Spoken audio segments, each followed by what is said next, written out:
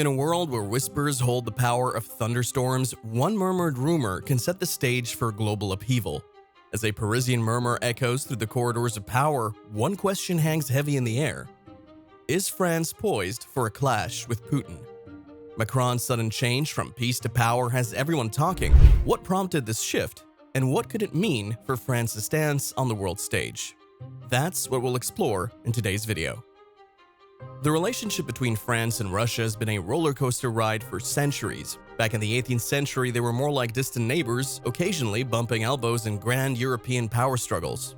France, the dominant force in the West, rarely clashed directly with Russia, the rising star in the East. Things got heated in the early 19th century when Napoleon, Emperor of France, decided Russia needed taming. He marched his massive army into Russia in 1812, only to be met with a brutal winter and a strategic Russian retreat that left Napoleon's troops starving and freezing. This disastrous invasion marked a turning point. A cold period settled over Franco-Russian relations. Fast forward to the late 19th century, Europe was a hotbed of tension, and both France and Russia found themselves needing allies. France, wary of a powerful Germany, and Russia, facing financial woes, cautiously started inching towards each other. In 1894, they surprised everyone by forming the Franco-Russian Alliance, a military pact that basically said, you mess with one of us, you mess with both. This alliance proved crucial during World War I, when France and Russia fought side by side against Germany in Austria-Hungary. The alliance crumbled after the war, when Russia descended into revolution in 1917. The newly formed Soviet Union, a communist state, became an ideological enemy of democratic France. The two countries remained suspicious of each other throughout the Cold War, caught in the web of the US-Soviet rivalry. After the Cold War ended in 1991, a thaw set in. France and Russia started cooperating again, this time on issues like nuclear non-proliferation and fighting terrorism. There were bumps along the road, like disagreements over the wars in Kosovo and Iraq, but overall, things were looking up. In the 21st century, the relationship has become more complex. France has been a strong advocate for united Europe, including closer ties with former Soviet bloc countries. This sometimes puts them at odds with Russia, which sees this eastward expansion as a threat. The 2014 annexation of Crimea by Russia and the ongoing war in Ukraine have created significant tension. But still, even a year ago, Macron wasn't going full against Putin. But the situation has changed now. From a stance of let's not humiliate Russia and handing out carrots to Moscow, by way of let's negotiate and get along, they've switched to a menu that is, let's just say, a little more spicy. Let's get into more detail. During an event in Paris on February 21st, Macron reportedly said, "Next year I'll have to send some people to Odessa." Just 5 days later, on February 26th, he publicly stated that NATO might need to intervene in Ukraine. These remarks sparked controversy and criticism, with Macron being accused of playing the role of a warlord. Despite opposition, Macron has remained steadfast, stating in a March 14th TV interview that France will be ready to respond if the situation worsens. This unwavering stance has solidified Macron as one of Ukraine's strongest supporters. Back in the US, politicians are bickering over sending more help, while some European countries seem stuck in neutral. But there is a glimmer of hope. France is stepping up big time. President Macron basically said Ukraine can count on them forever, and to prove it, France is sending a staggering 3 billion euros in military aid this year alone, their biggest donation yet. But here's the kicker. The US economy is way bigger than France's. If France can manage 3 billion euros, that translates to a potential $24 billion from the US. And that's not even counting what the whole European Union might chip in. This is just one country. Forget about Europe taking advantage of the US, right? Of course, Russia isn't exactly thrilled with all this support for Ukraine. In February, France spilled the tea on a secret Russian online network called Portal Combat, whose job was to flood French social media with fake news about the war. And that's not all. Putin himself is back to his old tricks, throwing around threats like nobody's business, stating on one occasion that Russia is ready for a nuclear war. Plus, cyber attacks and even more direct threats are bubbling under the surface. The situation is a pressure cooker, and it's not about to cool down anytime soon. On February 22nd, a stark escalation occurred when Russian air traffic control issued a threat to engage French reconnaissance aircraft operating over the Black Sea. This incident served as a clear warning of the heightened tensions. Notably, President Macron's shift in stance towards Russia represents a significant development. Previously, he enjoyed a more productive dialogue with President Putin than most Western leaders. In fact, he played a leading role as a mediator in the months preceding and following the initial invasion of Ukraine. During this period, President Macron held the optimistic belief that he could persuade his Russian counterpart to reach a diplomatic solution, even convincing him to abandon his pursuit of complete victory. This French confidence manifested in a delayed response to the potential for a protracted conflict. Notably, the French government impeded the European Union's efforts to procure artillery munitions beyond the community bloc for several months. This decision stemmed from a belief that such resources were not essential and wouldn't significantly contribute to bolstering European defense capabilities. In retrospect, this assessment appears to have been a miscalculation.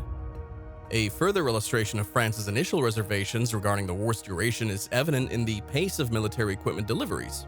According to official French government data from 2022 to 2023, their total military aid to Ukraine amounted to 3.8 billion euros. This figure falls considerably short of the contributions made by other European powers during the same period, such as Germany's 17 billion euros and the United Kingdom's 9 billion euros. In essence, French leadership harbored a persistent belief that the conflict would reach a swift resolution, potentially through a modernized version of the Minsk agreements. However, this perspective has undergone a significant revision. President Macron has come to the realization that he was personally misled by President Putin. While this recognition took time to crystallize, its impact is now undeniable. Ultimately, the French president concluded that the initial strategy of immediate ceasefire negotiations with the Kremlin was demonstrably untenable. This futility became apparent in September 2022, when Macron was forced to relinquish his role as mediator. It was at this juncture that the French leader began to view further attempts at negotiation with Putin, absent external pressure, as a fruitless endeavor. However, President Macron's current conviction extends beyond this point. He now recognizes the necessity for a strategic shift, as the alternative presents a potentially catastrophic escalation. The core issue lies in President Putin's unwavering commitment to the war effort. Unless sufficient pressure is exerted, the conflict in Ukraine may reach an indefinite stalemate, or even more alarmingly, spill over into NATO territory. The specific nature of French troop deployment in Ukraine remains unclear. However, recent developments necessitate a reevaluation of the potential consequences of the ongoing conflict. The war in Ukraine has exposed shortcomings within the Russian military. However, as with any large-scale conflict, two key outcomes are to be expected: battlefield experience for the Russian army and the identification of weaknesses in its structure and capabilities. Russia is currently addressing these issues through a comprehensive restructuring of its military command and organization. This includes the dissolution of joint strategic commands in favor of a more traditional structure based on individual military branches. For instance, the Pacific, Black Sea, and Baltic fleets have been placed under direct Navy command, mirroring a similar reorganization within the Air Force. Additionally, the re-establishment of the Leningrad and Moscow military districts in early 2024 underscores the Kremlin's commitment to a top-down reform of its armed forces. This overhaul prioritizes a return to a more militaristic approach with a focus on potential conflicts near NATO borders. Russia's commitment to this transformation is further evidenced by plans to expand its military by 400,000 personnel, bringing total troop strength to 1.5 million by 2026. In essence, Russia is undertaking a comprehensive and rapid expansion of its military capabilities, not only in size, but also in structural organization. President Macron's potential troop deployment to Ukraine can be viewed through this lens of heightened anxiety. Beyond the immediate conflict, a more unsettling concern has emerged: the recently leaked Russian map depicting a divided Ukraine. This map proposes carving up Ukrainian territory amongst Poland, Hungary, and Romania, a blatant display of imperialist ambitions. This development evokes a dark chapter in European history, the infamous Molotov-Ribbentrop Pact of 1939, where Nazi Germany and the Soviet Union agreed to divide Eastern Europe, which ultimately led to the brutal invasion of Poland by Hitler's forces, triggering World War II. The chilling parallels are undeniable. Macron, undoubtedly aware of this historical context, may see the leaked map as a potential blueprint for future Russian aggression. A weakened and divided Ukraine could embolden Russia to pursue similar land grabs against other former Soviet bloc nations, potentially even France itself. The historical memory of Nazi Germany's swift conquest of France in 1940 remains a potent reminder of European vulnerability. Therefore, Macron's potential troop deployment to Ukraine can be interpreted not just as a response to the current conflict, but also as a preemptive measure against a resurgent and expansionist Russia. By bolstering Ukraine's defenses, France aims to deter further Russian aggression and safeguard the security architecture of Europe as a whole. The stakes for France and the wider continent could not be higher. Now we're eager to hear your thoughts. Don't forget to like and subscribe for more insightful content. And before you go, make sure to check out our latest video on why America's oil remains untapped.